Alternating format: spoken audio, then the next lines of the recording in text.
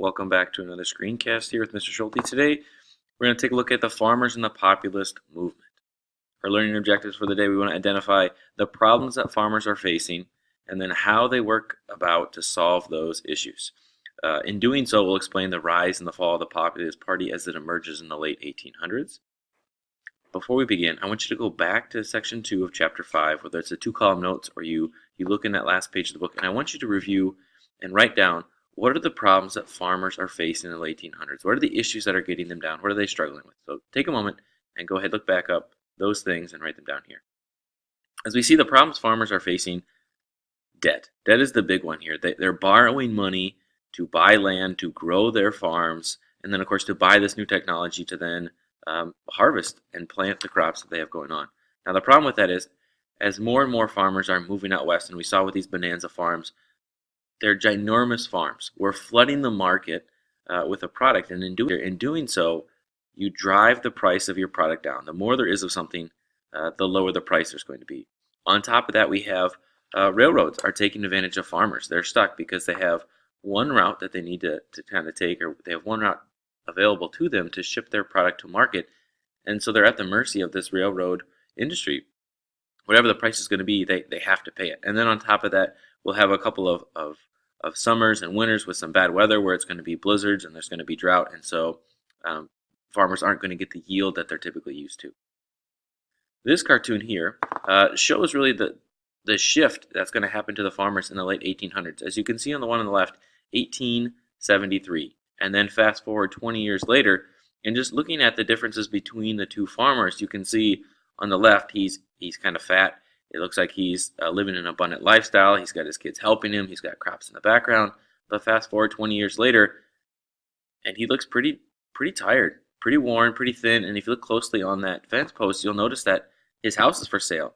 He probably had a mortgage. And if you look in the middle chart, whether you read every single one or just take a look at the top, notice the prices compared from the top of the chart to the bottom of the chart are going to be cut in half. And with that happening, farmers aren't going to be able to repay their debt. Now we're going to get an opportunity to take a look at a political cartoon. I like this one as it really explains some of the issues that not only just farmers, but the average person in America is struggling with. And so what I want you to do is to take a little bit of time here and dive into this political cartoon. Try to get what the author's intent is, what's going on here, and how does it indicate and illustrate really the struggle of the average American in the late 1800s. All right, we're going to take a look at some economic principles here, just the basics of economic supply and demand. When the quantity supplied is at its highest, which is going to be right here, we'll see that the quantity demanded at the same time is going to be at its lowest. Now, the inverse of that is true. When the quantity demand is at its highest, it's when the quantity supplied is at its lowest. And so let's apply this to our farmers. They're producing a large number of crops, and they're flooding the market. And so the demand for that product decreases, and with that, so does the price. And so farmers unwillingly are feeding into this system that's keeping them poor and that's keeping them struggling because crop prices aren't going to raise as more and more farmers continue to produce lots of products. And so the farmers are going to have to take a look elsewhere to get some sort of assistance. And that begins with this man here, Oliver Hudson Kelley. Oliver Hudson Kelley is going to form like a grassroots organization known as the Grange. And you can take a look at the three things that the Grange is meant to do.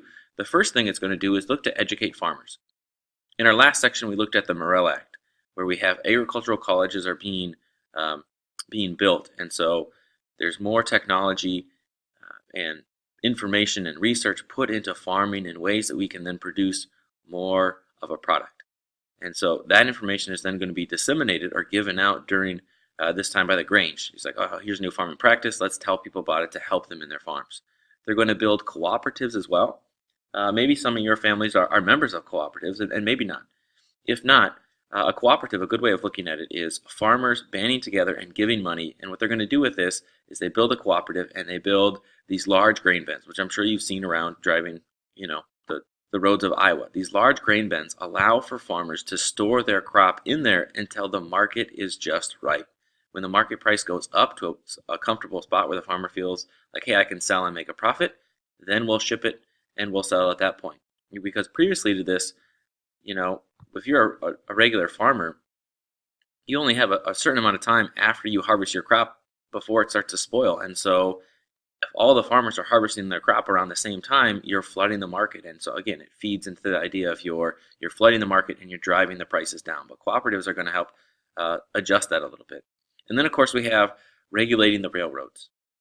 They're going to work together to work on some legislation, to form a political base, to get laws passed, or at least try to regulate these railroads.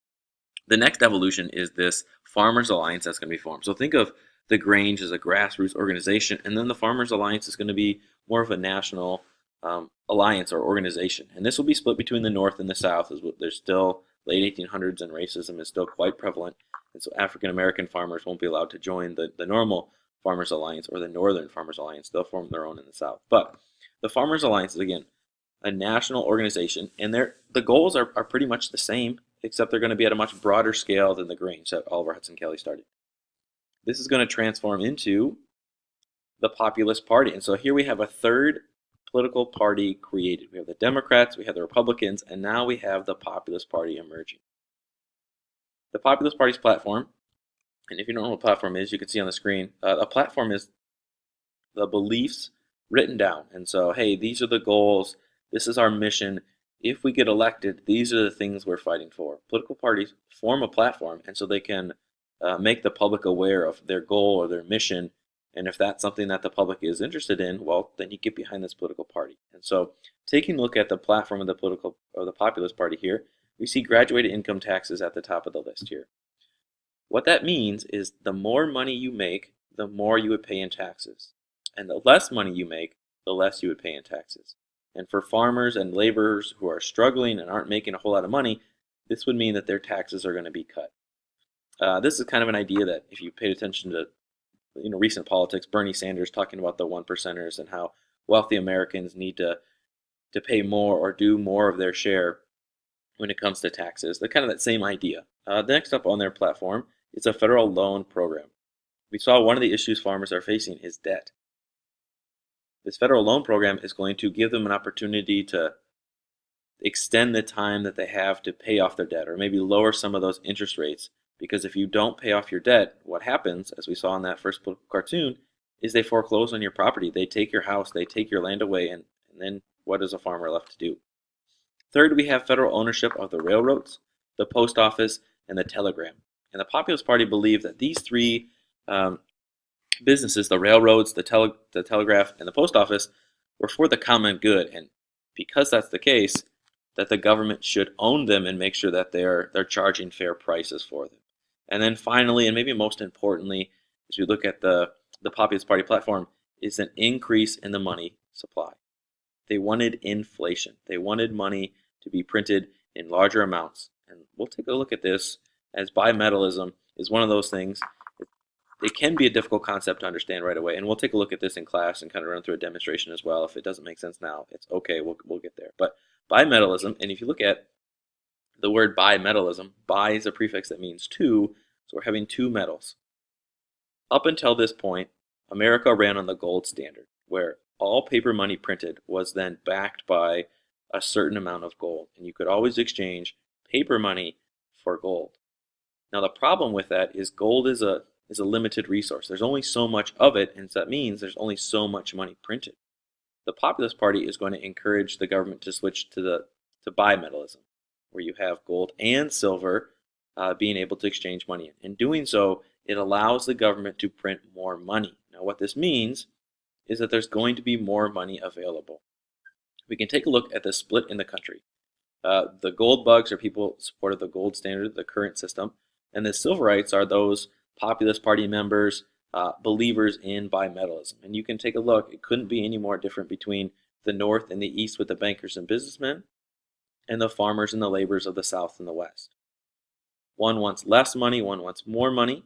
Now the reason why the gold bugs would want less money, or they like this gold standard, is because they have money, and in doing so, it makes that money worth more to them. Because money is limited, you can buy more for your dollar. Farmers and laborers are going to encourage and want bimetallism because they don't have a whole lot of it. They need that money so they can pay off their debts.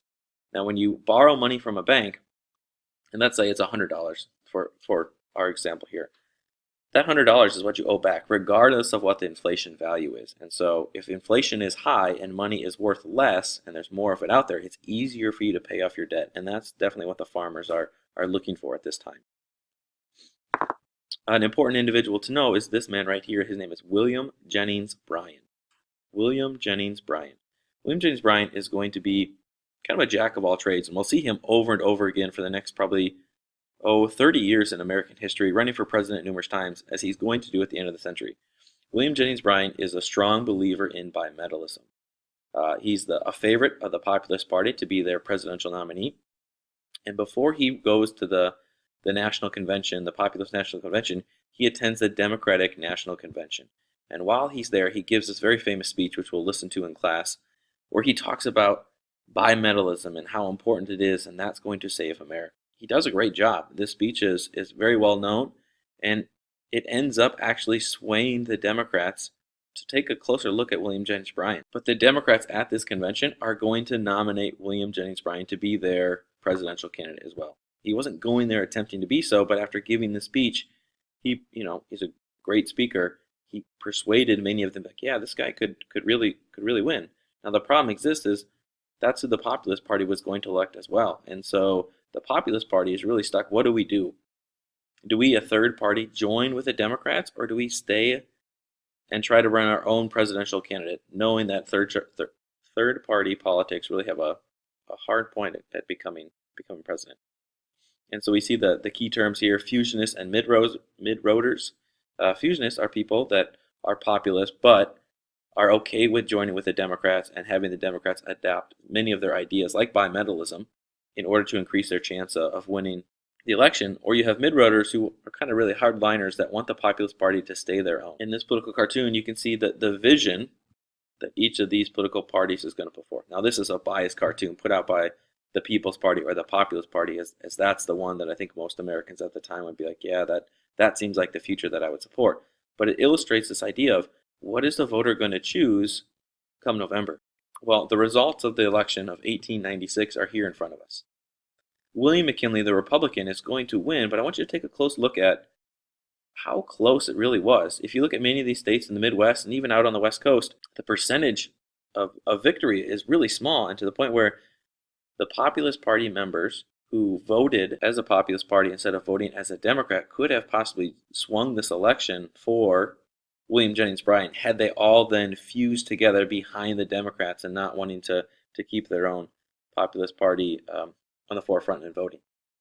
And so the last question I'm going to have you answer today is, I want you to summarize what happened to the Populist Party, kind of the demise of the Populist Party, and what were the steps that happened that took them away from winning this election of 1896.